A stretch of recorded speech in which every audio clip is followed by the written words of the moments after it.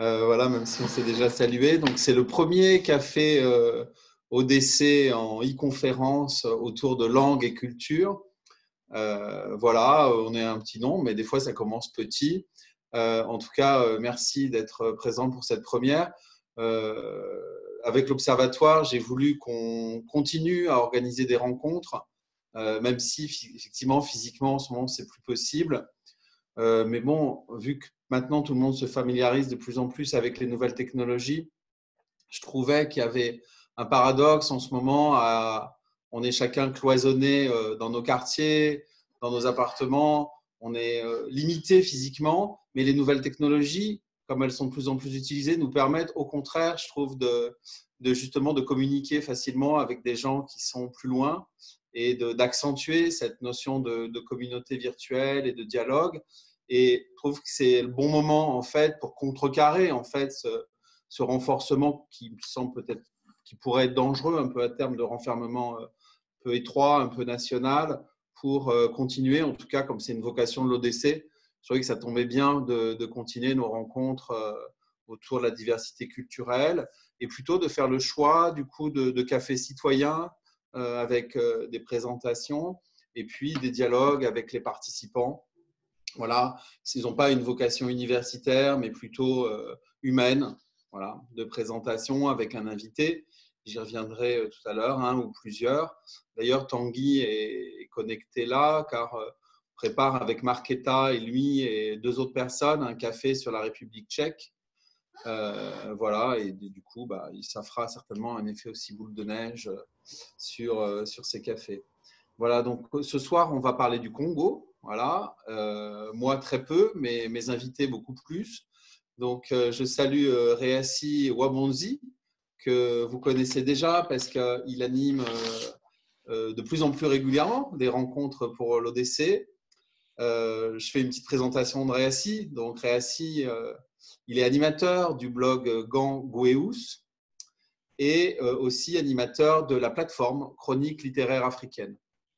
Et nous avons comme animateur quelqu'un que vous connaissez certainement, qui était très présent au Lila et à l'ODC, Emmanuel Leroueil, qui est lui beaucoup plus loin, puisqu'il est sur un autre continent. Il est sur le continent africain en ce moment, à Libreville, au Gabon. Et je le remercie aussi beaucoup d'avoir accepté de nous rejoindre virtuellement ce soir. Mais bon, on te voit quand même super bien. Donc voilà, Emmanuel est consultant. Il connaît bien l'Afrique, notamment l'Afrique de l'Ouest, l'Afrique centrale et l'Afrique de l'Est. Voilà, et je pense qu'il devient un très bon spécialiste sur certains sujets de ce continent. Et je voulais aussi l'en féliciter. Voilà, je vous propose maintenant de commencer, voilà, et de passer la parole à Emmanuel, qui va continuer sur la présentation de la conférence. Merci beaucoup Thibaut. Merci à tous pour votre présence et le temps que vous consacrez à cette rencontre. C'est une rencontre, comme Thibaut l'a introduit, un peu de découverte d'un pays qu'on confond d'ailleurs souvent avec son voisin, puisqu'il partage en partie le nom du Congo, donc qui est lié, voilà, on confond souvent, on pense plutôt au Congo-Kinshasa et souvent moins au Congo-Brazzaville. Et donc aujourd'hui, l'objectif de cette soirée, c'est d'essayer de mieux comprendre ce pays à travers notamment ses cultures. On met ça au pluriel et je pense que Réassi reviendra sur cette pluriculturalité au Congo. Et je pense que l'objectif également de l'ODC de manière globale, au-delà des focus qu'on peut faire sur tel ou tel pays, c'est de montrer comment ces cultures dialoguent, quelle est la construction dans le temps qui se fait autour de ces cultures pour former des pays, des nations, des communautés. Et ces constructions, parfois, sont violentes à certaines périodes de l'histoire. D'autres fois, elles sont plus apaisées. elles ont des choses qui relèvent de la grandeur, de la beauté, et d'autres choses qui sont parfois moins belles à voir. Et c'est un peu de tout ça qu'on va parler à travers cet exemple donc, du Congo. Si je peux juste me permettre de faire, avant l'introduction du sujet également, de rentrer dans le vif du sujet, vraiment une toute petite salutation personnelle à Gilles, que ça fait très, très plaisir de voir, parce que ça fait très, très longtemps. Ça me fait plaisir de voir tout le monde. Mais vraiment, Gilles, ça faisait très longtemps. Pour la plupart des autres, j'ai eu à vous revoir lors de mes récents passages en France. Donc, bonsoir Gilles, et puis au plaisir de se revoir à d'autres occasions. Réassis, sans plus tarder, est-ce que tu pourrais, je pense que tu voulais nous présenter une carte, et autour de ça, nous faire une brève présentation succincte de c'est quoi le Congo Brazzaville. Si tu pourrais aussi nous faire un éclairage sur comment ce pays s'est nommé dans l'histoire par ses habitants aussi, à travers le temps. Est-ce que les frontières actuelles du Congo Brazzaville, est-ce qu'elles sont récentes? Voilà. Et un peu nous parler des caractéristiques géographiques et historiques du Congo, pour des non-initiés qui découvrent, pour certains éventuellement, ce soir, ce pays. Ok, ben, je voudrais d'abord, encore une fois, remercier l'ODC et donc Thibaut qui m'a fait cette invitation et toute l'organisation. C'est un vrai plaisir de pouvoir parler d'un pays d'où l'on vient, un pays avec lequel on a une histoire particulière. Ce n'est pas forcément un exercice facile aussi parce que il y a beaucoup de choses à dire, il y a beaucoup de choses à partager. Alors, je vais vous partager mon écran en espérant que vous voyez. Vous avez une carte à l'écran là, normalement. Vous me confirmez que vous avez bien une carte du Congo? Oui, c'est bon, hein? Ok, d'accord. Alors, c'est important qu'on visualise le Congo déjà sur cette carte parce que en 95, quand je quittais le Congo, il n'y avait qu'un seul Congo. Il y avait la République du Congo, qui 5 ans avant était la République populaire du Congo. Et juste à côté, il y avait le Zaïre, parce que à l'indépendance, en 1960, il y avait le Congo belge et le Congo français. Et Mobutu, président de la RDC, du Congo belge, a choisi de changer de nomination et a appelé la République démocratique du Congo Zaïre. Donc c'est intéressant de parler très rapidement de la RDC parce que les Congolais ont toujours essayé d'exister à côté de ce grand pays avec lesquels on partage à peu près les mêmes langues, en tout cas les langues du fleuve et les langues du sud du pays. J'aurai l'occasion de revenir là-dessus. Mais sachez qu'il y a un pays qui s'appelle la République du Congo, qui a une capitale qui est nommée Brazzaville. Alors, bon, il y a des échanges au niveau congolais aujourd'hui pour savoir s'il ne faut pas rebaptiser la capitale Brazzaville, mais je ne rentrerai pas sur ce type de sujet. C'est un pays qui est en Afrique centrale et qui, vous voyez, l'Équateur divise le pays au niveau de Makwa. Donc Makwa, c'est une ville de la Cuvette. Et vous avez en fait une zone, toute cette zone est une zone forestière extrêmement dense. Ça fait partie du bassin du fleuve Congo qui est donc irrigué par des fleuves extrêmement puissants comme donc le Congo, l'Ubangi, qui revient de la Centrafrique, la Sangha, qui est ce fleuve qui vient du Cameroun et qui traverse le nord du Congo, et d'autres grands fleuves. Donc, on est sur la zone nord du Congo, une zone extrêmement irriguée, mais une zone aussi qui est extrêmement faiblement habitée, pour les raisons que vous comprenez, une forêt extrêmement dense, un réseau routier qui n'est pas forcément développé. Donc, la zone nord du pays, quand je quittais le Congo, on était à 2 habitants au kilomètre carré dans la zone nord du Congo. Là, aujourd'hui, il y a 5 millions d'habitants au Congo-Brazzaville, mais en 1995, il y avait 2 500 000, 600 000 habitants. Donc, en 20 ans, on a pratiquement doublé la population. Juste pour donner un ordre, tu as la superficie à peu près du… 342 000 km², donc c'est à peu près les 3/4 de la France, 5 millions d'habitants, 15 habitants au kilomètre carré. Et donc, là, sur cette zone nord, et en fait, vous avez toute la zone sud qui est une zone beaucoup plus dense, beaucoup plus compacte, où on estime qu'il y a les 2/3 de la population congolaise. Donc, naturellement, vous avez Brazzaville, qui est juste en face de Kinshasa. Donc, ce sont les 2 capitales les plus proches du monde. Elles sont séparées par un fleuve, mais le fleuve Congo, entre Brazzaville et Kinshasa, c'est l'équivalent de 10 fois la Seine qui traverse Paris. Juste pour vous donner un ordre de grandeur.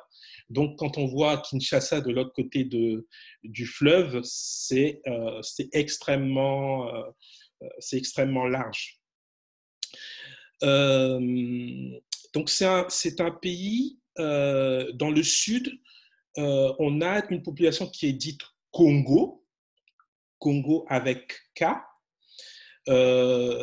parce que en fait, il faut savoir que dans le cadre de la conférence de Berlin, on a un petit peu découpé des territoires et on a rassemblé des anciens royaumes. Donc, dans la zone sud du pays, vous avez une partie du royaume Congo, de l'ancien royaume Congo, qu'on retrouve.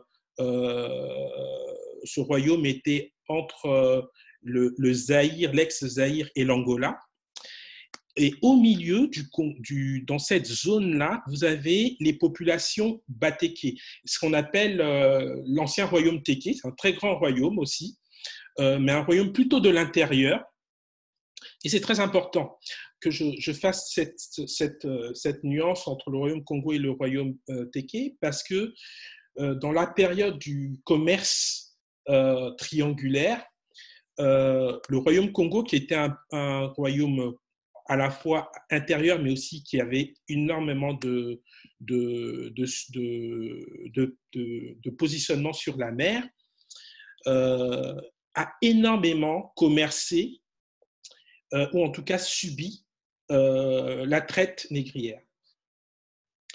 Donc là, vous avez 2 royaumes déjà dans cet espace, et dans la partie nord, en fait, vous avez encore un autre groupe de population qui a encore une culture très différente de ces deux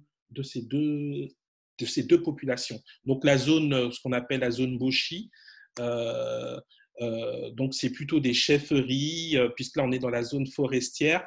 Donc c'est un mode d'organisation moins structuré, en tout cas que dans la partie Batéké et la partie Congo du pays.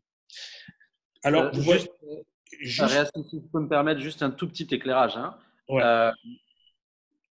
Grosso modo, ce qu'on remarque en Afrique centrale, c'est que donc les zones de très forte densité forestière, les populations qui y étaient essentiellement des chasseurs-cueilleurs, parce que ils avaient tout sous la main, les gibiers, les fruits, etc. Et ces populations de chasseurs-cueilleurs ont généralement eu des organisations sociales moins étendues, moins hiérarchisées, donc plutôt des villages, voilà. Et plus on va dans des zones de savane, plus on passe d'un mode de vie chasseur-cueilleur à plutôt un mode de vie agriculteur-élevage, et qui, eux, permettent des modes d'organisation plus hiérarchisé, plus intensif. Et c'est là où on a plutôt des royaumes. Voilà. C'était juste ce petit ajout par rapport et qui recoupe ce que tu nous présentes sur le Congo. C'est très important et je reviendrai là-dessus. Mais ce que je voulais signifier, et après je reviendrai là-dessus, c'est que vous voyez l'ancien royaume Téké, on retrouve une partie de sa population aussi en RDC. Donc vous voyez un royaume Téké réparti sur 3 pays, le Gabon, la République du Congo et la République démocratique du Congo. Et vous avez un peu la même chose avec les anciens royaumes Congo, répartis aussi sur 3 pays. Donc vous comprenez que quand il faut faire corps, hein, cette subdivision a eu lieu en 1885, donc quand il faut faire nation, tout ça ne se construit pas en 120 ans de colonisation et de décolonisation. Donc, c'est important de comprendre cette réalité. Ce que Emmanuel souligne est très important aussi. Pourquoi ? Parce qu'en fait, les populations dans des zones que je vous ai montrées au nord du pays ont donc une approche, une cosmogonie, une approche une philosophie de vie qui est très différente de celle du sud du pays. Parce que quand tu es agriculteur, quand tu as une mentalité d'agriculteur, tu provisionnes, tu as une organisation sociale qui fait que si tu n'organises pas ton activité autour de ta production, ben, tu meurs de faim tout simplement. Alors que quand tu vis à Mosaka, là, par exemple, ou à Lukolela, ben, il faut, à la force de tes bras, aller chercher la nourriture dans le fleuve ou dans la forêt. Donc, ce sont des approches, des philosophies qui sont très différentes. Et quand vous faites cohabiter ça dans un même espace, eh ben, c'est complexe en fait. Un autre aspect qui est intéressant, ce sont donc les langues. Ce sont les langues parce que le français est la langue qui est parlée par 56% de la population au Congo. Mais à côté de ça, vous avez 2 langues, c'est la langue officielle, mais à côté de ça, vous avez 2 langues nationales, donc le lingala, qui pour tout Africain est une langue qui est magnifiée, qui est célébrée par toute l'Afrique, parce que c'est une langue qui a été portée par la musique congolaise. Et il faut savoir que la musique congolaise a énormément influencé les 30-40 premières années des Afriques indépendantes. Et c'est de la langue du fleuve, en fait. Le lingala, en fait, c'est la langue du fleuve Congo jusqu'à Brazzaville. Et vous retrouverez à Brazzaville ces 2 langues, le lingala et le kikongo, et une 3e langue, le lari, qui sont des langues parlées par les populations. Le lingala est plus parlé par les populations du nord du pays, alors que le kikongo va être plus parlé dans le sud du pays. Et on retrouve cette configuration à Brazzaville, dans les quartiers nord et dans les quartiers sud de Brazzaville. Donc ça, c'est aussi un paramètre qui va être important dans un épisode douloureux qu'on va connaître dans les années 90, puisqu'on va connaître une grande guerre civile dans les années 90. Voilà. Donc, quels que soient les espaces du Congo, en fait, on a un peu la même situation que la RDC, c'est-à-dire le Congo-Brazzaville est aussi un petit scandale géologique, parce qu'on a à Pointe-Noire énormément de pétrole, et dans le nord du Congo, énormément de bois. Vous voyez les ressources hydrauliques qu'on a, les fleuves, si je fais un zoom sur les fleuves, on a des fleuves extrêmement puissants. Techniquement, normalement, on ne devrait pas avoir de problème d'alimentation électrique, tout ça, mais c'est plus compliqué que ça. Donc, c'est un pays qui est potentiellement très riche, mais qui peine à s'organiser. Si je peux juste me permettre aussi un autre rapide éclairage, Réassi. Donc, le bassin forestier du Congo, c'est le deuxième la deuxième forêt au monde après l'Amazonie. Ouais, Sa particularité, c'est que elle est dans des zones à faible densité démographique, comme on l'a dit, et où il y a eu aussi relativement peu de pression de l'homme sur la nature. absolument. Et on va très vite arriver, surtout quand on voit l'évolution de l'Amazonie au Brésil aujourd'hui, au fait que le bassin du Congo sera sans doute l'un des derniers Éden naturels, en tout cas de forêt tropicale dans le monde, avec des zones où tout simplement l'homme n'a quasiment jamais mis le pied. Parce qu'il n'y a pas d'infrastructure, parce que voilà, c'est extrêmement difficile d'accès, même donc les gens en général vivent à proximité des fleuves. Il y a bon, les forestiers quand même qui ont fait quelques pistes, mais globalement, c'est une zone encore de découverte. Et à notre époque, c'est sans doute sur la surface de la Terre l'une des rares zones terrestres sur lesquelles on a encore relativement peu de connaissances et qui restent à découvrir, mais également à préserver. Donc, je voulais juste faire ce petit éclairage. Alors, c'est vrai, et en même temps, bon, tu as quand même des structures françaises, malaisiennes, qui exploitent énormément le bois autour de Wesso et ainsi de suite. Donc, il y a quand même des très grosses structures, qui exploitent le bois. On n'a pas de grande. Il y avait aussi la culture à un moment donné du côté de Wesso, justement, dans cette zone-là.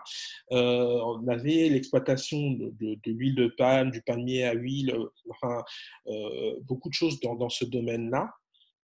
Mais c'est vrai que le Congo n'est pas dans la même situation que le Brésil de ce point de vue-là. Je pense que c'est par rapport à, on peut faire cette comparaison, la forêt est moins touchée. Et c'est toujours très intéressant, et là je voudrais parler de culture, parce que euh, la culture de base au Congo, la culture initiale, c'est à la fois un mélange du culte des ancêtres et une culture animiste. Le christianisme est venu changer pas mal de choses, mais à la base, le Congolais est profondément animiste. Et l'animisme, c'est une spiritualité qui est très en relation avec la nature, très en relation avec l'environnement naturel. Si bien que il y a parfois même des tensions quand on parle de développement durable. Je pense que parfois on devrait questionner les spiritualités africaines, en tout cas congolaises, sur ces questions parce que on ne coupe pas un arbre n'importe comment au Congo initial, si je peux dire. Et ça, c'est important. C'est important parce qu'il y a une relation avec la nature qui fait qu'on en fait un usage que pour pouvoir survivre, mais pas pour détruire. Donc On voilà, va je essayer, tenais. Réassi, de suivre un peu une trame. Ouais, On a retenu en synthèse qu'il y avait initialement trois grands royaumes qui allaient sur ce qui aujourd'hui sont trois pays différents. Comment on est passé un peu de ces trois royaumes avec trois cultures différentes, comme tu nous as expliqué, à la République du Congo actuelle? bon, ce qui se passe, c'est qu'en 1880, après l'épisode de la traite négrière, qui a fortement impacté le Congo, euh, parce que, si vous voulez, vous avez énormément de traces du Congo en Amérique du Sud. Quand vous allez en Équateur, en Colombie, le mot Congo existe de manière très forte. Quand vous allez en Haïti, vous avez des produits qui utilisent le terme Congo parce que en fait, beaucoup d'esclaves sont venus, beaucoup de captifs sont venus du royaume Congo. Et avant d'arriver à l'aspect de la colonisation, qui est une autre forme d'exploitation, puisqu'à partir à la fin 1848, c'est la fin de l'esclavage. Il y avait encore un peu de traite jusqu'en 1860. Et puis après, on passe sur un autre schéma qui consiste à il faut rentrer dans les terres, posséder les terres et les exploiter.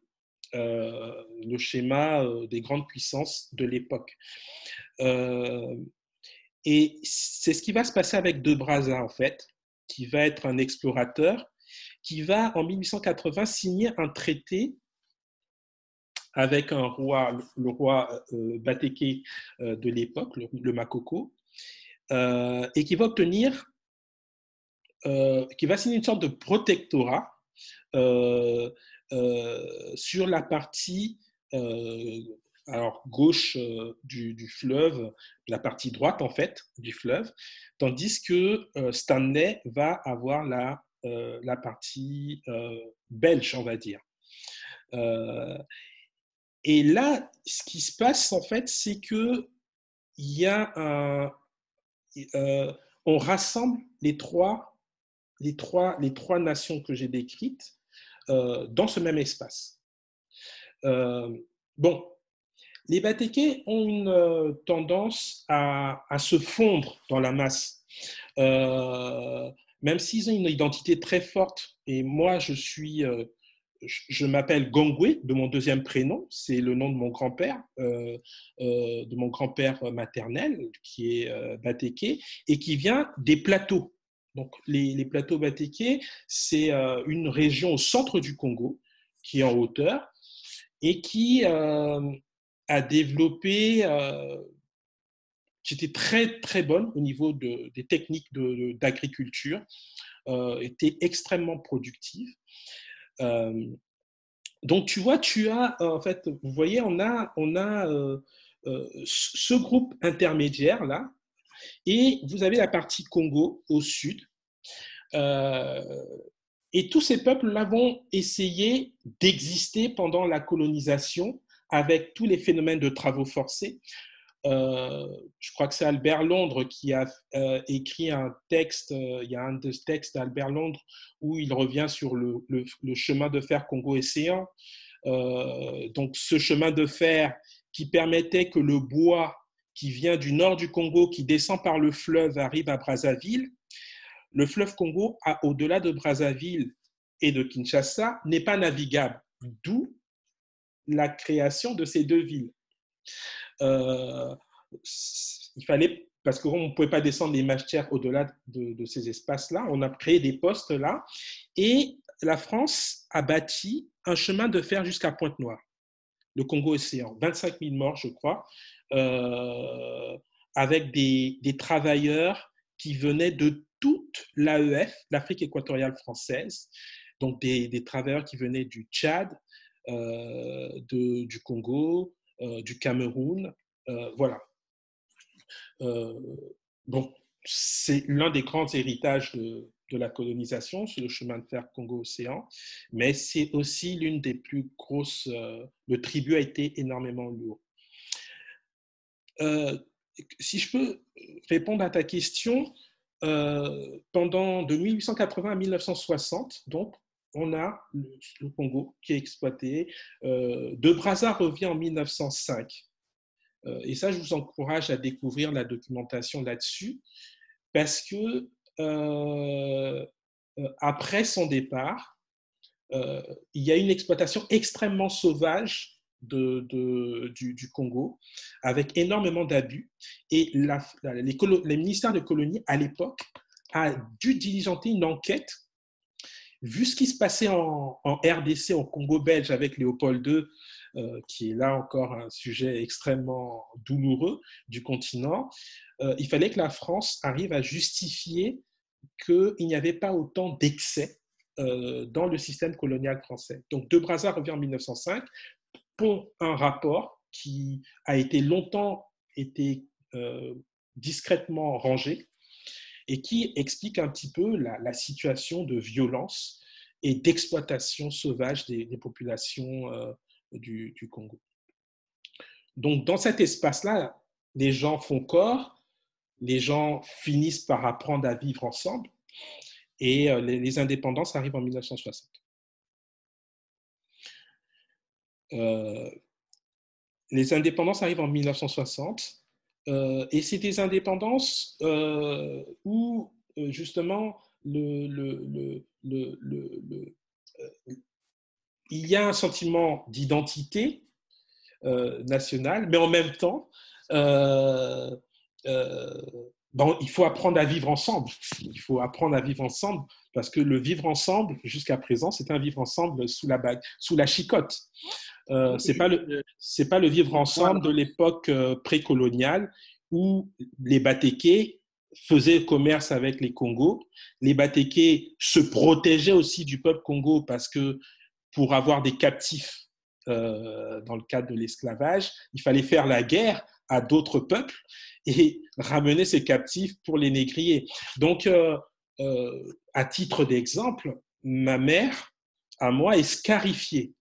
Hein, et la plupart des Batékés de sa génération et pendant plusieurs siècles ont été scarifiés pour se protéger des phénomènes de la traite négrière. Mais bon, je préfère qu'on évolue sur la période coloniale et après-coloniale. Juste sur ce tournant des indépendances de 1960, comment ça s'est passé au Congo-Brazza? Dans d'autres pays, il y a eu des mouvements sociaux, politiques qui ont porté la revendication de l'indépendance et sur lesquels on s'est appuyé derrière pour construire les nouveaux États. Est-ce que dans le cas du Congo, ça a été quasiment une indépendance donnée qui a pris un peu au dépourvu les gens, ou est-ce qu'il y a eu des vrais mouvements de fond endogènes et qui avaient une certaine taille et qui ont essayé de lutter pour? Comment ça s'est passé? Enfin, il y a eu les deux à la fois. Mais je pense que de manière générale, les Congolais ont été pris, entre guillemets, de vitesse. Tu as des mouvements messianiques, il y a eu des mouvements messianiques, héritiers, c'est un peu l'héritage de la culture de la résistance dans le royaume Congo, qu'on a retrouvé chez certaines élites congolaises, comme avec André Grenard-Matsuwa, par exemple, qui a organisé des gens à l'époque où il y avait l'impôt des 3 francs. L'impôt des 3 francs ou l'impôt de capitation, en fait, c'est un impôt, en fait, si vous étiez obligé de faire des travaux forcés pour pouvoir vous acquitter de cet impôt-là. Et il y a une forme de résistance avec les André Grenard-Matsuwa et ainsi de suite, au travers d'une approche un peu messianique qui est vraiment un héritage du royaume Congo et de la spiritualité Congo. Et puis, il y a eu surtout beaucoup de cadres qui ont commencé à revendiquer des indépendances. Mais on n'a pas eu cette rupture comme au Cameroun. Au Cameroun, on a eu une rupture militaire, hein, qui a amené certes une indépendance masquée, mais avec un combat militaire qui a continué avec Ruben Umniobé. Au Congo, on n'a pas eu cela. Au Congo, De Gaulle a fait, entre guillemets, un cadeau en disant « on vous donne l'indépendance », mais en fait, en mettant en place en même temps des cadres disposés à servir ce qui va devenir la France-Afrique. Donc, tu n'as pas une élite comme en Algérie, par exemple, où les gens se sont battus pour regagner la souveraineté de leur État, ou au Cameroun, où tu as eu une bataille, tu as une guerre qui a duré jusque dans les années 70, une guerre qui a été perdue, hein, une guerre qui a été perdue par les indépendantistes et qui a été menée par les supplétifs du système français avec Ahidjo et ainsi de suite. Donc au Congo, tu as eu, on a donc cette indépendance qui est donnée, mais il se passe un truc de très particulier, c'est qu'en 63, il y a un coup d'État populaire, un mouvement, une insurrection, on regarde ça aujourd'hui avec des yeux peut-être un peu différents, qui va amener des structures plutôt marxisantes à arriver au pouvoir. Et en 69, tu vas avoir un truc encore plus profond, c'est-à-dire un coup d'État avec Mariam Gouabi, qui va vraiment installer un régime marxiste scientifique, enfin, comme on disait à l'époque, un léninisme scientifique, et qui va amener une gestion un peu populaire, une gestion marxiste du Congo. Et ça va durer pendant combien de temps à peu près, ce régime-là? De 69 à 91. Ok, donc ça a été structurant dans l'histoire post-indépendance du Congo-Brazzaville. Comment ce marxisme, on va dire tropical, s'est comporté avec les cultures, avec les religions? On sait que sous d'autres cieux, il y a plutôt eu des fois une approche de négation ou de rejet, en tout cas de combat. Comment ça s'est passé au Congo avec les cultes animistes, avec voilà, tout ce qui pouvait être voilà, des pratiques culturelles différentes de ce marxisme scientifique? Bon, c'est un épisode qui est très intéressant du Congo. C'est peut-être la partie que j'aime le plus en fait dans l'histoire du Congo actuelle, parce qu'il y avait un semblant d'idéologie. Tous les étudiants qui sont allés en URSS, qui étaient en France, la France a été un foyer énorme de développement des espaces d'animation de la pensée, des pensées de gauche congolaises. Les Congolais étaient très dynamiques à la FEANF, la Fédération des étudiants d'Afrique noire. C'est une association qui a longtemps formé des jeunes africains, des jeunes leaders africains, qui a été dissoute par la France en 1980, je crois. Et la question que tu me poses est très intéressante parce que ces jeunes étudiants vont venir avec des livres, une lecture du marxisme, du léninisme, du maoïsme, avec des ailes qui vont influencer certains mouvements sociaux au Congo, avec des tentatives de créer un socialisme bantou au départ avec Massamba Deba.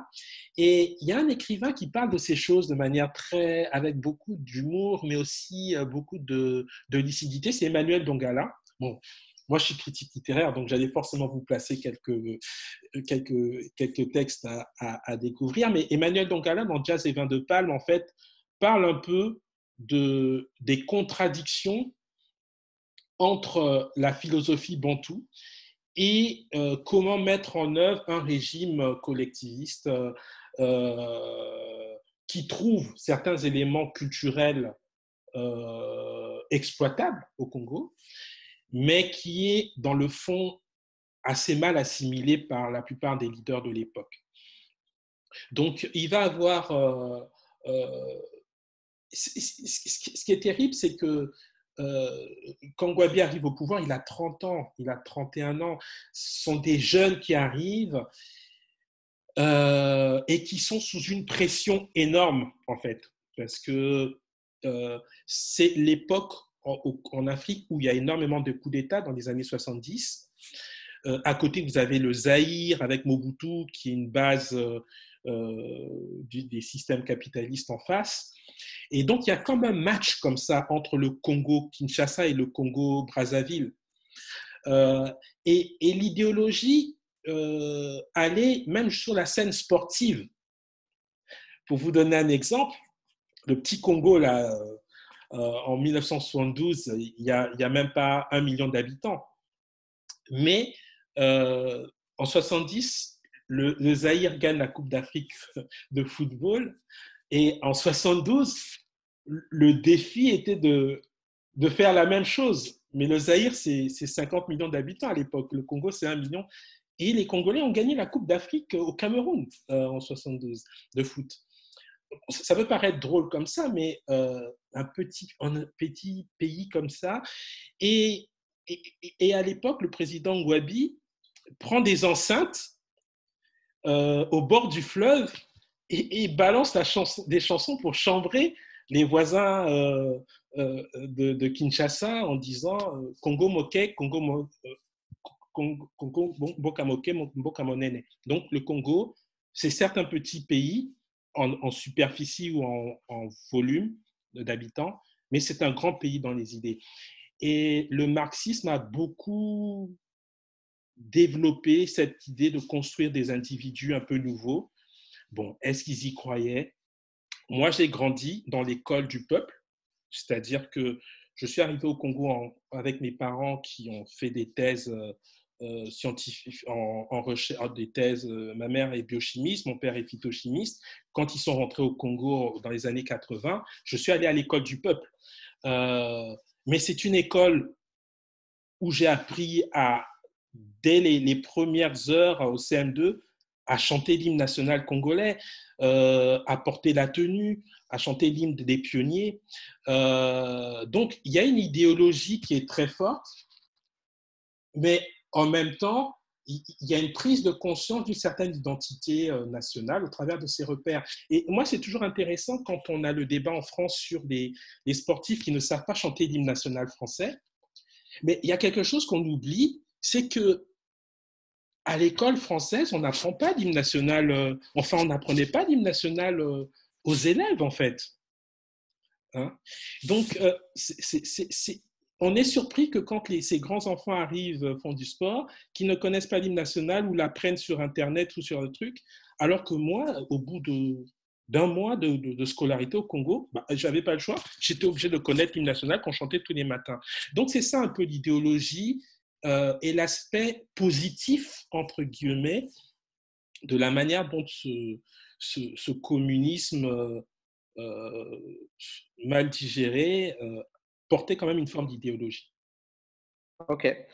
Deux questions rapides. La première, c'est qu'est-ce que tu penses qui reste de cette période aujourd'hui dans l'identité et la culture un peu du Congo? Qu'est-ce qu'il est resté de tout ça, de cette période marxiste qui a duré une vingtaine d'années, alors qu'on est passé à un régime complètement différent aujourd'hui? Et puis, si tu peux revenir sur l'épisode douloureux de la guerre civile au Congo, sans rentrer dans les détails de qui avait tort, qui avait raison, etc., mais un peu des causes de ce déchirement. Voilà, comment toi tu penses qu'est-ce qu'il y avait des contradictions qui devaient forcément s'exprimer de cette manière? Est-ce que ça a été un accident de parcours? Voilà. Alors, qu'est-ce qui reste? Bon, sur la première question, je vais répondre assez rapidement. Bon, quand vous baignez dans un système marxiste, l'un des gros problèmes, c'est que l'initiative entrepreneuriale, en fait, c'est pas quelque chose qui est particulièrement développé dans ces espaces-là. Et ça, c'est quand on regarde, par exemple, ce qui se passe au Cameroun, par exemple, dans la mentalité congolaise, il y a une culture de fonctionnariat, en fait. Et ça, c'est un gros problème parce que au niveau de la création, de la créativité, comme après le marxisme, il n'y a pas eu un accompagnement des jeunes Congolais ou des personnes qui voulaient investir dans l'apprentissage de l'entrepreneuriat. Ça fait que ces espaces ont souvent été occupés par des étrangers. C'est-à-dire, quand vous regardez aujourd'hui au Congo, beaucoup d'entreprises sont gérées dans le secteur tertiaire ou dans le secteur industriel, sont souvent exploitées par des structures étrangères. Donc ça, c'est tout un système qui est vraiment lié au passé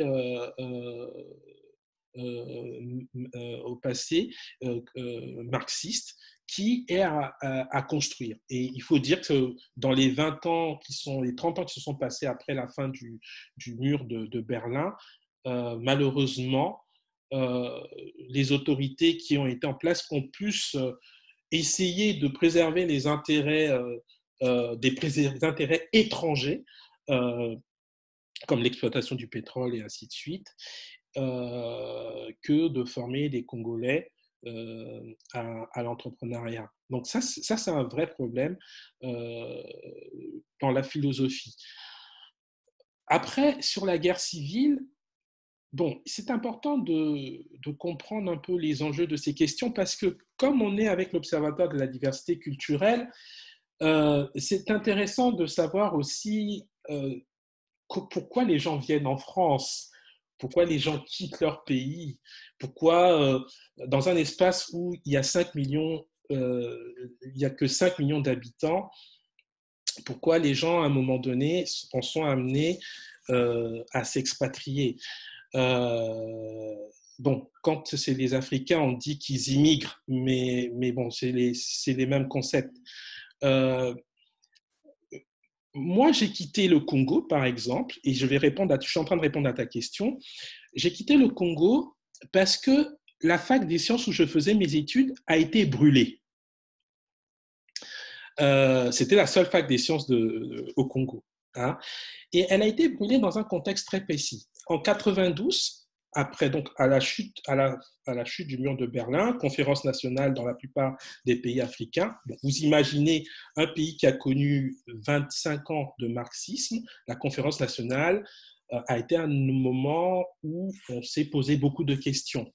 Et puis il y a eu une vraie élection démocratique en 92 qui a amené à la tête du pays un scientifique, Pascal Lissouba, qui a gagné les élections proprement, qui a eu une majorité relative, c'est-à-dire qu'il avait 32% de la population qui était avec lui, et puis au deuxième tour, il a gagné, mais au niveau de l'Assemblée, il avait une majorité relative. Et ce sont des concepts qui sont parfois difficiles à manier, parce que quand vous arrivez au pouvoir et que vous ne maniez pas très bien ces concepts, vous dites, mais j'ai un avantage sur les autres, c'est moi qui dois diriger. Et il y a une énorme tension suite à la mise en place de l'équipe de Pascal Lissouba. Et c'est quelqu'un qui avait une vision pour le Congo. Il voulait faire du Congo une petite Suisse. Et moi, quand j'en parle avec beaucoup d'émotion parce que on a cru à son discours, sauf que pour atteindre cet objectif, il a voulu renégocier la rente pétrolière. Je ne vais pas rentrer dans les détails là-dessus, mais il faut savoir que son interlocuteur à l'époque, c'était Elf, qui va devenir Total plus tard. Et comme Elf n'a pas voulu revoir à la hausse cette renégociation, il s'est tourné vers les Américains. Je vous dis que lorsque cette discussion a eu lieu à l'Assemblée nationale, 2, 3, 4 semaines après, les armes crépitaient dans Brazzaville. Et c'est dans ce contexte-là, je crois que c'est 6 mois après, que la fac des sciences a été brûlée. Donc les enjeux, en fait, vous comprenez que le Congo, c'est énormément de pétrole qui est produit. Les enjeux sont importants pour un pays comme la France, qui n'a pas de ressources pétrolières, par exemple. Et avoir sous contrôle un pays comme le Congo, comme le Gabon, c'est extrêmement important. On ne renégocie pas n'importe comment ce type de contrat. Il faut avoir une élite prête à renégocier, sinon c'est le désordre. Et c'est ce qui s'est passé au Congo. C'est une guerre qui a duré 5 ans. Moi, j'ai quitté avec un groupe de 300 étudiants. Hein. C'est une expérience, on pourrait faire une discussion là-dessus, mais je me suis retrouvé avec 300 étudiants en Afrique de l'Ouest pour poursuivre mes études sous l'ordre du président Lissouba qui voulait réagir à cet acte politique qui avait été la destruction de la fac des sciences. Et derrière moi, au Congo, donc, il y a une guerre civile qui a continué, un mandat qui a été que violence, de Pascal Lissouba jusqu'à ce qu'il soit renversé par le coup d'État de Sassou Nguesso en 97. Donc voilà un peu, je ne vais pas rentrer, je ne rentre pas dans les détails, qui a raison, qui a tort. C'est beaucoup, il y a des responsabilités locales qui sont liées à l'organisation que je vous ai montrée au début. C'est-à-dire, quand vous êtes face à un pays où il y a 100 ans, les nations étaient différentes, vous ne pouvez pas faire un exercice de démocratie qui ne va pas ressembler à une forme de multipartisme ethnique. Ce qu'on appelle multipartisme ethnique, c'est ce qui, en Bosnie ou en Yougoslavie, ce serait comme si on fait des élections dans l'ex-Yougoslavie et les Serbes votent pour les Serbes, les Croates votent pour les Croates et ainsi de suite. Donc, quand vous avez des espaces qui sont aussi clivés parce que l'identité nationale n'est pas assumée, c'est très facile de manipuler les leaders, de manipuler l'opposition et d'avoir un pays qui explose. Donc, c'est ce qui s'est passé. Et depuis que Sassou est revenu au pouvoir, il impose un régime militaire ferme, féroce, et dans lequel il y a beaucoup de gabégie. Mais comme il aime le répéter, 100 mois, c'est la guerre. Donc, les Congolais vivent dans cet écosystème après avoir expérimenté l'expérience démocratique. Voilà. Mais il y a une forme de résilience au Congo, et ça vaut un peu pour la plupart des peuples noirs africains. On a des exutoires comme ça, et c'est important, puisqu'on parle de culture. La musique est un moyen de pouvoir s'échapper, exister autrement. Pendant la guerre civile, certains quartiers étaient pilonnés par des hélicoptères qui balançaient des obus sur les quartiers de manière, parce que c'était les quartiers de l'opposition. Et ben, les Congolais ont créé une danse hélico. Hein, donc on danse, on se remet en situation et on danse pour pouvoir ne pas tomber en dépression. Vous avez cette démarche-là au Congo-Kinshasa, chez les Batéké, par exemple, dans l'ethnie de ma mère, quand les gens meurent, on les pleure en dansant. On n'est pas de marbre en essayant d'encaisser ou d'intérioriser une douleur. Et non, on s'exprime. On exprime la douleur. Et c'est ça qui, je pense, en partie permet aux gens de ne pas s'effondrer. C'est une forme de résistance. Tu évoquais tout à l'heure le leadership culturel qu'a pu avoir les deux Congos sur l'Afrique post-indépendance. Est-ce que tu n'as pas un peu l'impression aujourd'hui, donc leadership culturel, c'est vrai d'abord dans la musique et la danse. Dans le cas du Congo-Brazza, en plus, je pense qu'au niveau de la littérature également, vous avez eu des grandes figures qui ont marqué la littérature d'Afrique francophone. Mais la question que je voulais te poser, un peu provocative, c'était est-ce qu'il n'y a pas un déclin relatif du leadership culturel congolais de nos jours, dépassé, en tout cas dans la musique, par tout ce qui viendrait de Côte d'Ivoire, du Nigeria, etc. Et où vous seriez un peu en retrait par rapport à avant. Est-ce que c'est quelque chose que tu partages comme constat? Est-ce que non? Et si jamais tu le partageais, est-ce que tu penses qu'il y a une explication particulière? Bon, tu sais, le Congo, Brazzaville, c'était la capitale de l'Afrique équatoriale française. Donc, en Afrique centrale, tout passait par Brazzaville. Et c'est important, cette dimension, parce que je vais prendre par exemple le phénomène de la SAP. si vous connaissez un peu le Congo, on va vous dire, bon, les Congolais, il y a le phénomène des dandys, des trucs comme ça. Bon, ce n'est pas forcément une culture que je valide, mais ça fait partie de l'identité congolaise. C'est un peuple qui a été rapidement, du fait de sa position, de la position de Brazzaville comme centre de l'Afrique équatoriale française, future capitale de la France libre pendant la Seconde Guerre mondiale, puisque bon, j'ai vu le film sur De Gaulle récemment, mais quand je vois la place qu'on apporte aux forces armées noires qui ont aidé à la libération, forces armées africaines qui ont aidé à la libération de la France pendant la Seconde Guerre mondiale, bon, on se dit que l'histoire, c'est toujours compliqué. Qui raconte l'histoire, c'est toujours très compliqué. Et Brazzaville a été capitale de la France libre en 1944. Et donc, il y a cette forme, il y a comme cette nature chez le Congolais qui est à une forme un peu d'arrogance comme ça, de mimétisme aussi par rapport aux colons. Et la SAP, c'est un peu une manière avec laquelle les Congolais ont voulu se réapproprier les tenues du maître, entre guillemets, et en faire autre chose. En littérature, on a un peu la même démarche. J'arriverai sur la musique, mais ce petit pays a produit les plus grands écrivains du continent.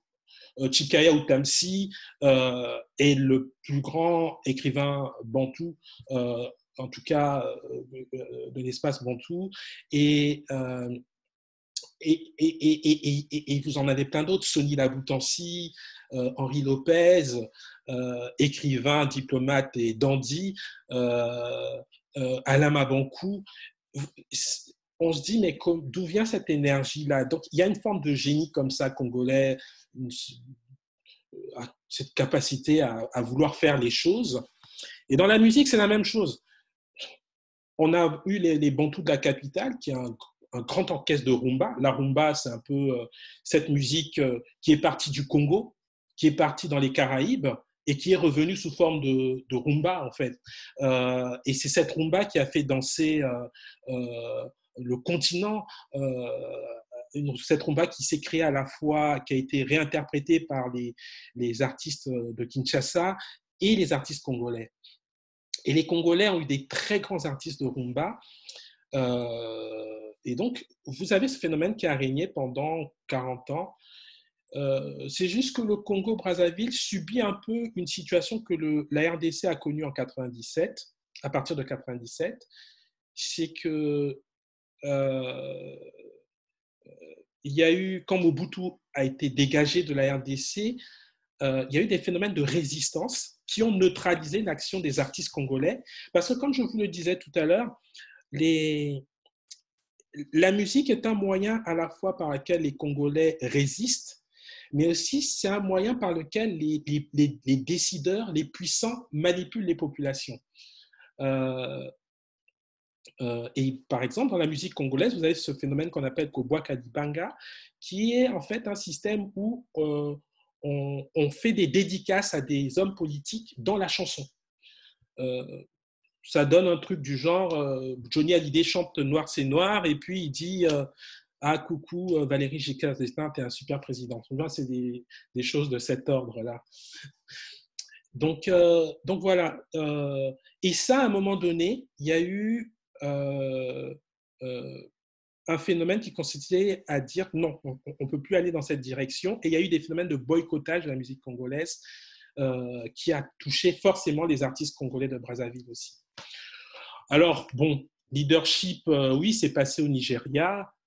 Bon, c'est passé avec le coupé-décalé, mais le coupé-décalé, c'est une musique congolaise. Ceux qui écoutent le coupé-décalé, c'est de la musique congolaise transportée en Côte d'Ivoire. Donc là, on voit qu'encore l'influence congolaise, elle est là. Donc voilà, non, le Congo continue d'influencer de manière assez étrange la culture africaine. Et je le dis sans pédantisme ou sans patriotisme, c'est juste une observation en tant que critique même littéraire. de ce qui se fait sur le plan culturel et de la place du Congo, qui, par rapport à sa population, ne devrait pas avoir une place aussi importante si on parlait en termes de, des 5 millions d'habitants congolais. Juste une question, vous m'entendez? Oui. Oui, simplement une question enfin, par rapport à l'histoire du pays. En quelle année, du coup, le Congo est sous le régime de la mince, République démocratique, c'est ça? Enfin, pourquoi il passe sous ce statut-là de République démocratique, en fait? C'est ça ma question plutôt. Alors, justement, la Ouais. République démocratique du Congo, Oui. c'est l'ex-Zaïre. Donc, c'est l'amalgame maintenant contre lequel on doit se battre en tant que Congolais de Brazzaville. Ouais, c'est l'amalgame, ouais. Non, mais oui, c'est ça qui est intéressant d'ailleurs. Pour être précis, Ouais. le Congo-Brazzaville est devenu la République populaire du Congo en 69 et en 91, elle devient la République du Congo. On dégage le populaire qui est associé aux démocraties marxistes. Alors que le Congo-Kinshasa devient Zaïre en 71, je crois, et en 91 devient la République démocratique du Congo. D'accord. Voilà. Ouais. C'est-à-dire que c'est pas, enfin, justement, l'appellation République démocratique du Congo, ça veut pas dire que c'est une dictature ou alors ça veut dire qu'il y en a une. Enfin, c'est ça ma question. Enfin, quand on appelle. Non, mais c'est des termes. Ça ne veut Ça veut rien dire. Non, mais je sais pas, justement. Non, mais République démocratique du Congo, Voilà. ça ne veut rien dire. Même s'ils ont eu une alternance avec Tshisekedi qui est arrivé au pouvoir, Ouais. et bon, c'est compliqué. Je ne peux pas rentrer sur l'RDC parce que c'est encore un pays continent avec ses problématiques, mais le terme de démocratique dans l'intitulé du pays ne veut pas dire grand-chose. D'accord, c'est parce que voilà, c'est connoté comme ça. Moi, je l'ai entendu comme ça, enfin, D'accord. noté justement avec une dictature, alors pas du tout en fait. Voilà. Enfin, c'est intéressant de revenir là-dessus. Merci. Est-ce qu'il y aurait d'autres éventuelles questions?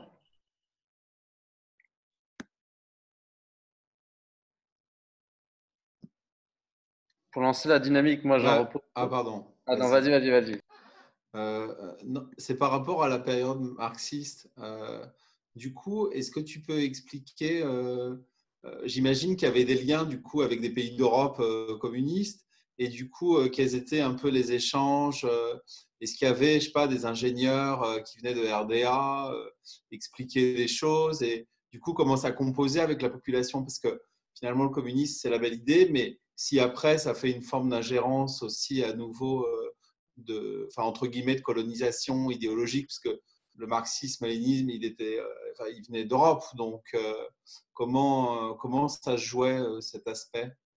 Alors, c'est une question géniale que tu poses parce que Ah bon? je vais pouvoir parler d'un aspect de ma formation. Dans le cadre de l'école du peuple, en fait, ce qu'on appelle l'école du peuple. Donc, moi, j'ai fait un lycée technique, par exemple. J'ai fait génie industriel, ce qu'on appelle les séries E ici dans le temps passé. Mes profs d'atelier, donc d'atelier de mécanique, c'était des Vietnamiens. Je me souviens encore de leur nom.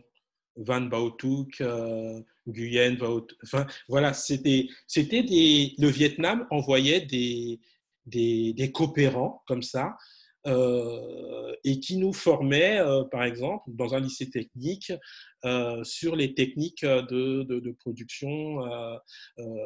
J'ai fait mes cours de fraiseuse, de tournage et ainsi de suite avec des profs vietnamiens. Mon prof de physique au lycée en série E, c'était un baroudeur venu d'Union soviétique. C'est marrant parce que je me souviens encore de ces cours où il baragouinait son français. Mais bon, vous savez, la physique, on n'a pas besoin de maîtriser le français pour pouvoir la transmettre. Et voilà, par exemple, on avait un hôpital Blanche Gomez qui a été bâti par des Cubains.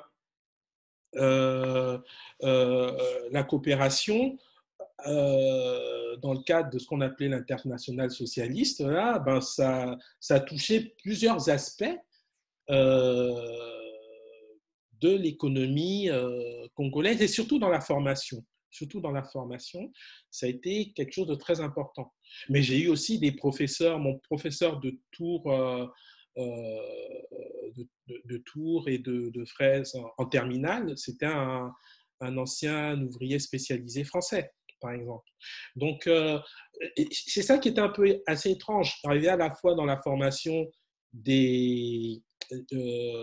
une élite française qui venait apporter, qui continuait d'apporter son savoir, et des collaborations avec des pays du bloc communiste. Ma mère a travaillé dans un laboratoire de vétérinaire, dans un centre de recherche vétérinaire, mais c'était un centre qui avait été bâti par les Russes, par exemple. Donc voilà, c'est une collaboration qui a été intéressante parce que, bon, ça coûte moins cher de faire venir des ingénieurs vietnamiens qu'un expatrié français. Mais c'est des choses qui, malheureusement, sont perdues, entre guillemets, parce que cette collaboration sud-sud, où, je ne sais pas, là, je ne peux pas en parler maintenant parce que moi, ça fait 20 ans que j'ai quitté le Congo. Donc, mais je sais ce qui se passe. Il y a une collaboration énorme avec la Chine aujourd'hui, mais ce n'est plus les mêmes. On ne parle pas de la même chose. On n'est pas dans l'idéologie, on n'est pas dans... Je vous prends juste un dernier exemple là-dessus. On avait ce qu'on appelait les mouvements gymniques à l'époque. Quand je suis arrivé, pour moi qui venais de France, c'était quelque chose d'assez exceptionnel, les mouvements gymniques. Vous savez, quand vous voyez les grands rassemblements en Corée du Nord, là, où vous avez plein d'élèves qui font les mêmes mouvements, trucs, là. Bon, dans les démocraties populaires, comme on disait, ben, tous les enfants, il y avait une fois dans l'année, vous aviez un mouvement comme ça, où vous vous retrouviez devant vous reproduisez ce que faisaient les Coréens du Nord ou les Vietnamiens dans ce type de formation qui vous laisse des traces, qui laisse des traces dans votre formation, dans votre culture, dans le fait de faire corps avec un groupe. Et voilà. Riassi, c'était aussi l'époque, les années 60-70, de ce qu'on appelait les pays non alignés, qui avaient fait, bon, je me souviens particulièrement au Chili avant le coup d'État de 73, énormément, tu dis, d'échanges entre les pays du Sud. Je ne pourrais pas te dire la quantité des pays africains qui étaient représentés au Chili pour faire des choses très différentes, et techniques, etc., etc. On ne dépendait plus, comme auparavant, des États-Unis, particulièrement des États-Unis, ou des pays européens. Donc ça, c'était d'une solidarité extraordinaire aussi.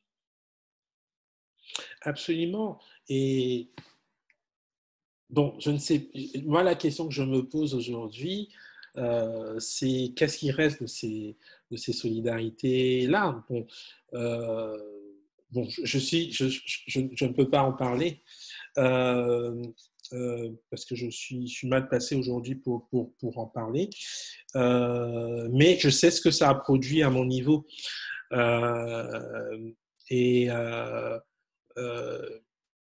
C'est aussi un regard sur le... Vous savez, ce qui est intéressant quand vous grandissez dans un système marxiste, c'est que vous êtes habitué, vous êtes dans un état policier, donc vous faites attention à ce que vous dites et ainsi de suite, et puis vous êtes aussi bassiné par la propagande d'État. Et quand vous avez été formaté par ces approches-là, vous savez aussi reconnaître les mécanismes de propagande, même quand ils sont masqués. quand c'est le même discours ou la même pensée qui vous oriente. Et moi, en tant que Français d'origine congolaise, franco-congolais, puisque bon, je suis né en France et mes grands-parents, mes ancêtres sont congolais, j'ai vécu 15 ans là-bas. Je sais entendre aussi dans les discours de politique ou dans les médias des pensées dominantes. Et de ce point de vue-là, j'ai toujours un peu philosophe par rapport à ces questions. Et je me dis que c'est toujours une question d'emballage, en fait. C'est peut-être ça la différence entre la propagande congolaise et certaines propagandes que j'observe dans le système français. Mais bon, ça, c'est une parenthèse dans notre discussion. Est-ce qu'il y aurait d'autres questions? Est-ce que Sassou est pour combien de temps encore au pouvoir?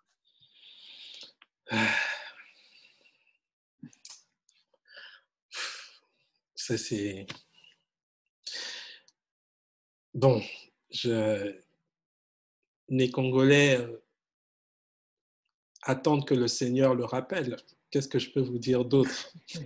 Il faut comprendre que quand Sassou est revenu au pouvoir, il a mis en place, ayant perdu le pouvoir par la voie des urnes, parce que comme je vous décris, Sassou vient de la Cuvette, donc une des zones les moins densément peuplées du Congo. Donc, techniquement, on peut faire tous les calculs et ainsi de suite. Je vous ai décrit un petit peu un peu l'organisation précoloniale congolaise et le multipartisme ethnique. Ce qui est intéressant dans le marxisme, c'est que le marxisme pouvait écraser un petit peu les velléités ethniques. C'est un des aspects qui pouvait être intéressant, même si dans l'organisation du pouvoir, cette dimension-là était présente parce que vous n'allez pas effacer une organisation de plusieurs siècles avec juste 120 ans de colonisation.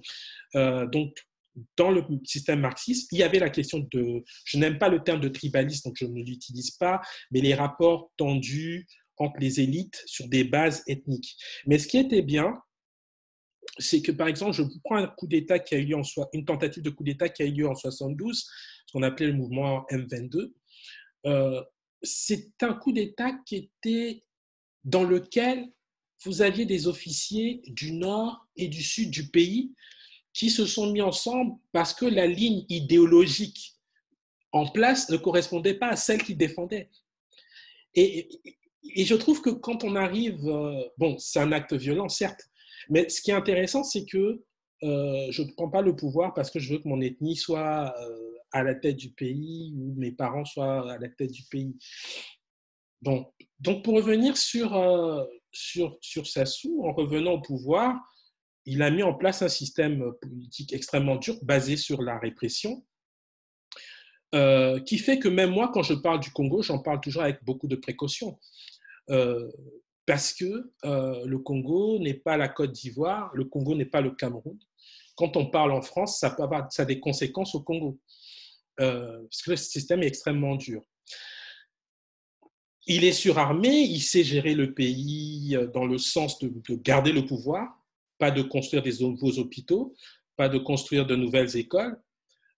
Juste à titre d'exemple, j'étais au Sénégal avec un responsable de l'éducation qui m'expliquait que quand il dirigeait l'éducation nationale au Sénégal, pendant 5 ans, il a construit une vingtaine de lycées.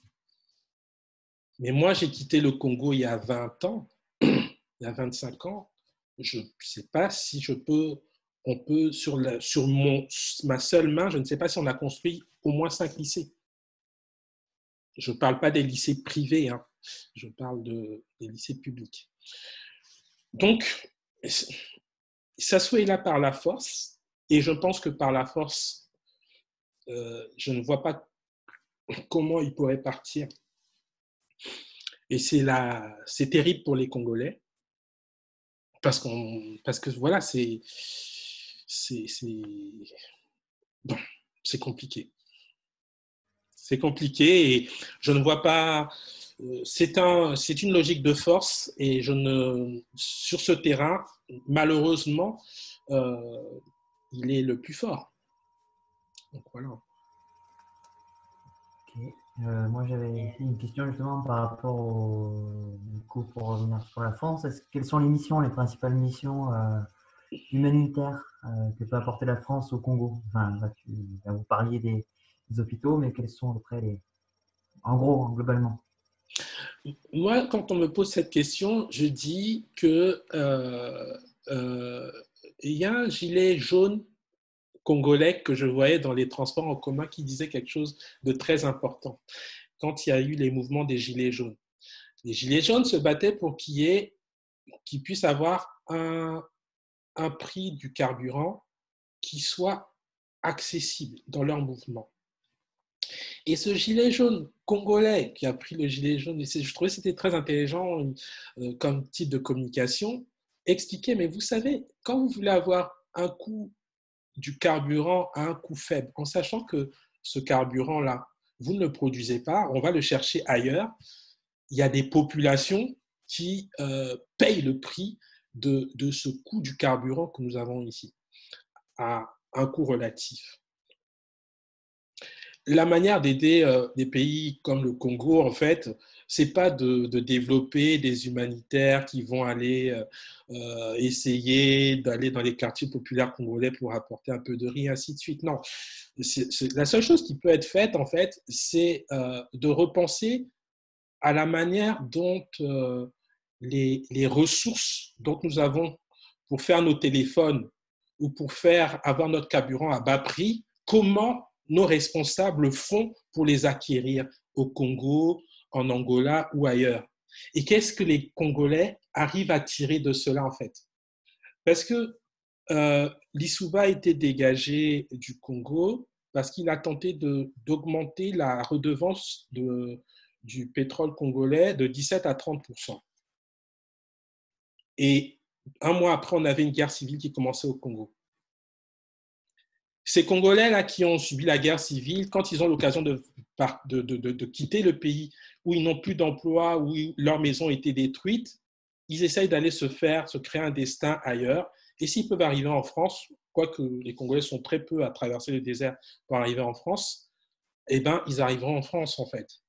Donc la question de l'humanitaire, les Congolais j'ai envie de dire, s'ils ont des leaders qui dirigent leur pays et qu'on les laisse diriger leur pays tranquillement, en fait, en pensant aux ressources, en les laissant exploiter leurs ressources et en partageant celles qu'ils peuvent partager aux autres. Voilà. Mais bon, on n'est pas dans le monde des bisounours. Hein. L'homme est un loup pour l'homme, donc ça va pas changer comme ça. Mais je pense que la prise de conscience ou l'intérêt de notre échange, c'est de comprendre que moi, j'ai quitté le Congo. J'allais revenir en France forcément pour faire mes études parce que je suis né en France avec la nation et donc j'ai cette double culture là. Mais j'ai quitté le Congo dans un avion affrété parce qu'on avait brûlé ma fac et on a brûlé ma fac parce qu'il s'est passé un acte politique qui a un lien avec certes les divisions que les Congolais ont, mais aussi qui ont un lien avec les besoins économiques de la France. Et ça, si on pose le débat sur la scène politique française, si on commence à prendre conscience de ces enjeux-là, ce sera la meilleure façon que les échanges nord-sud s'améliorent et que peut-être que ces phénomènes de mouvements migratoires qu'on observe puissent être renversés. Parce que les gens, s'ils peuvent rentrer dans leur pays pour développer des entreprises, croyez-moi, ils rentreront. Rassi, je voulais poser une question pour revenir un peu sur le culturel et sur un point où je ne suis pas sûr que tous les participants aujourd'hui ont conscience un peu de la force de ce phénomène-là. Tu as évoqué un peu tout à l'heure la population au Congo. Tu expliquais qu'aux alentours des années 90, on était toujours à peu près 2 500 000 habitants. Aujourd'hui, on en est à 5 millions et quelques. Donc, en 30 ans, la population a doublé. Aujourd'hui, plus de 50% de la population a moins de 20 ans au Congo.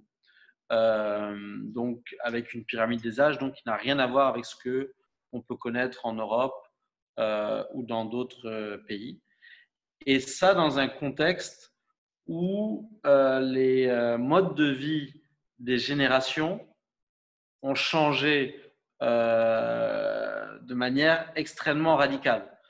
Entre 2-3 générations, entre ton grand-père, ce que tu nous expliquais de tes parents et ta vie à toi, il y a un gap qui est tellement immense, tant en termes d'environnement quotidien que de perspective, etc. Mon point, en fait, c'est de se dire, aujourd'hui, comment se fait la transmission de la culture et de l'histoire dans une dynamique comme celle-ci. Quand tu es dans un pays comme la France, tu as l'école républicaine, qui est l'espèce de colonne vertébrale de cette transmission de culture. Tu as un ensemble d'autres institutions, tu as une littérature extrêmement fournie et popularisée. Ce n'est pas le cas forcément au Congo-Brazzaville. Et donc, est-ce qu'on n'a pas le risque qu'en fait, l'identité du pays, en 30 ans, change complètement à 180 degrés? Si je prends le Congolais moyen en 1990 et le Congolais moyen en 2020, on a deux personnes en fait quasiment complètement différentes. Est-ce que c'est voilà, quelque chose qui te semble une lecture, voilà, et comment ça se gère à ta connaissance au niveau du Congo? Ben, alors, là, de ce point de vue, et c'est pour ça que c'est important de dire que l'Afrique est plurielle, et c'est pour ça que c'est très important. Moi, les discours globalisants sur l'Afrique, ça m'essouffle, me fatigue toujours, parce que la réalité sénégalaise n'est pas la réalité congolaise. Pourquoi je prends le Sénégal, par exemple? C'est que sur ce que tu dis là, sur l'accès à certaines ressources comme les réseaux sociaux nous permettent d'avoir, il faut savoir qu'au niveau du Congo-Brazza, l'accès aux réseaux sociaux est très compliqué parce que les infrastructures n'ont pas été énormément développées. Donc, ça fait que cette mutation de l'homo congolus, là, il y a certes un accès à des ressources extérieures, mais pas autant, mais pas beaucoup plus que ma génération. C'est-à-dire que moi, quand j'étais au lycée, j'écoutais la musique congolaise, donc Shockstar. Shockstar, il y a le papa de Maître Gims et de Dadju qui, à l'époque, nous faisait danser et ainsi de suite. Mais j'écoutais aussi le hip-hop. Déjà, j'étais connecté à la pop culture française et au hip-hop américain. Donc, j'étais déjà un hybride. Voilà. Mais pour les jeunes, j'ai mes neveux, je discute parfois avec eux, ils n'ont pas tant accès que ça au Congo-Brazzaville, en tout cas, à toutes ces ressources extérieures du fait de la neutralisation des nouveaux outils de communication. Parce qu'on a le déploiement de la fibre optique traîne, parce que les réseaux de communication sont très mauvais. Donc cette mutation-là, pour ce qui concerne le Congo, elle n'est peut-être pas aussi avancée qu'on pourrait le penser. On va dire que c'est un mal pour un bien, je ne sais pas. Parce que le problème, c'est que ça va tellement vite que pour les autres pays, ça peut être aussi compliqué. Maintenant, moi, je regardais les statistiques. Dans un pays où il n'y a quasiment pas, il y a très peu d'hôpitaux, la population a doublé en 20 ans. Je regardais ces statistiques et quand je connais les conditions de vie dans les hôpitaux de Brazzaville, on se dit que c'est miraculeux, c'est exceptionnel. C'est cette jeunesse-là aussi qui fait que je pense, je ne suis pas le professeur Raoult, donc je ne peux pas pu aller trop loin dans les analyses de ce ordre-là, mais je pense que c'est quand même cette jeunesse-là qui explique aussi le faible taux de mortalité, les effets plus ou moins ralentis du corona en Afrique centrale et en Afrique en général. Mais bon, pour répondre à ta question, moi je pense que la limitation des accès aux ressources en ligne, la dégradation du système éducatif congolais, parce que après, au retour de Sassou Nguesso, la première chose qu'il a faite, c'est de détruire l'école du peuple en mettant en place une école privée et en accentuant les écarts entre les différentes formes de formation. Donc voilà un peu comment je peux répondre à ta question. Merci beaucoup, Réassi, pour toutes ces explications, ce partage d'expérience. Je pense qu'on en sait tous un peu plus aujourd'hui sur la différence entre le Congo-Brazza et le Congo-Kinshasa et les particularités Pas assez. de ton pays. Pas assez. Mais je vais répondre aussi à une question que tu avais évoquée. L'origine de Gangweus, donc mon nom de blogueur, et je vous encourage, je vais peut-être mettre le lien de mon blog et de mon site tout à l'heure, c'est que mon grand-père maternel s'appelle Gangwe Pierre. Et donc, il vient de ce plateau-là, le plateau Pupuya que je vous ai montré tout à l'heure, qui est une région qui est assez particulière, puisque c'est une région des plateaux. Et c'est intéressant parce que bon, l'ossature de ma culture est basée sur mon héritage maternel. Mais je suis centrafricain parce que dans l'histoire du Congo, les soldats de la Première Guerre mondiale passaient par Brazzaville avant de rentrer dans leurs différentes colonies. Il s'avère que mon arrière-grand-père a fait la Première Guerre mondiale. Hein, et quand il est rentré, il a pris une petite Congolaise et il est parti en Centrafrique. Donc, cette femme est revenue avec 2 enfants et c'est là qu'elle a fondé une famille congolaise. Donc, j'ai mon nom Wabonzi et le nom d'un soldat africain de la Première Guerre mondiale. Et je pense que c'est important que je parle de Gangwe, c'est important que je parle de Wabonzi, parce que Wabonzi me lie, je suis né en France certes, mais j'avais déjà un lien avec la France parce que mon arrière-grand-père a fait la Première Guerre mondiale. Et je pense qu'on ne le dit pas assez. On ne dit pas assez cet apport des troupes africaines coloniales, le prix du sang qu'on a versé, que nos ancêtres ont versé pour la France. Et ces procès en légitimité, quand moi on me pose la question, oui, tu t'appelles Wabonzi, mais en fait, ton pays, c'est où? Et moi, je dis, mais moi, je suis né à Sainte-Foy-les-Lyons, en fait. Je ne comprends pas pourquoi vous me posez. Mais je n'ai pas un problème avec le Congo, je connais très bien mes ancêtres, tout ça. Mais on ne doit pas me poser cette question. Et je pense que nous observons la diversité culturelle. Nous devons aussi questionner nos renvois aux origines sur cette question de légitimité. Qui est légitime à être en France et qui ne l'est pas? Je pense que c'est vraiment des questions qui sont intéressantes de poser. Je ne sais pas quelle est la place qu'on a fait aux morts africains de la Première Guerre mondiale. Mais voilà, moi, mon histoire au Congo, elle est liée aussi parce qu'un Centrafricain est parti faire la guerre en France. Et il a pris une petite Congolaise en revenant et il l'a amenée au fin fond de sa Centrafrique. Merci beaucoup pour cette belle histoire. Je vais passer la parole à Thibaut pour les mots de conclusion. Oui, merci beaucoup Réassi et Emmanuel pour l'animation. C'était vraiment riche et puis à la fois avec évidemment du vécu personnel et c'était vraiment ce qu'on voulait. C'était que tu nous as donné ce panorama très complet et puis aussi ton avis et puis des éléments de vie. On a enregistré la conférence, donc normalement vous pourrez la revoir et puis j'espère beaucoup d'autres.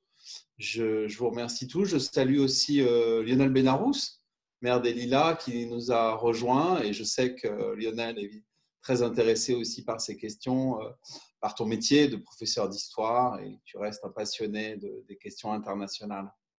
Thibaut, juste un mot pour vous dire que je suis désolé d'être arrivé en retard, mais j'avais un petit incendie à gérer dans un des parkings de la rue de Paris avec 2 heures de fumée et la rue de Paris bloquée pendant 2 heures, sinon je serais arrivé plus tôt. Et juste un petit salut amical à Emmanuel que je n'ai pas vu depuis longtemps et que je suis ravi de revoir. Merci Lionel. Merci beaucoup, M. Zener. Et du coup, je vous dis à la prochaine. On vous tiendra au courant du prochain café en ligne de l'ODC.